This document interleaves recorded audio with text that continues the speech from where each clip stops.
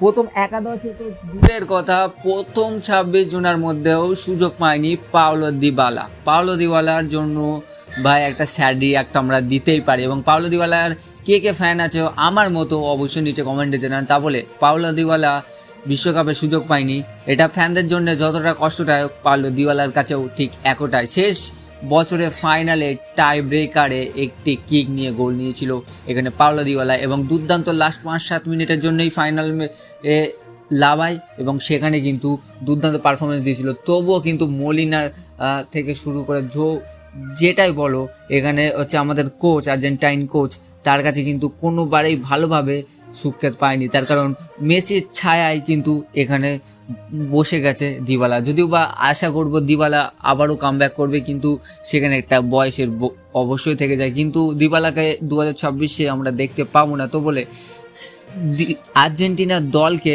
এখানে কিন্তু দিবালা বললো যে এবারে আমরাই কাপ হব। অবশ্যই দলের সুযোগ পায়নি, কিন্তু আর্জেন্টিনাকে শেষ পর্যন্ত সাপোর্ট করে যাব, এবং আর্জেন্টিনাকে আবার একটা নতুন জয়ের সূচনা দিল। দলে অবশ্যই নেই, এবং এটা খুবই খারাপ বিষয়। দলে বা বেঞ্চে বসে থাক, তবুও পাওলো দিবালাকে আমরা দেখতে চাইতাম। অবশ্যই আপনাদের মতামত নিচে কমেন্টে জানান। দলে না থেকেও কিন্তু সংবাদদাতা জানালেন পাওলো দিবালা এখানে, তার কারণ প্রথম 26 জনের মধ্যেই পাওলো দিবালাকে দেখা যায়নি আর্জেন্টিনা দলে।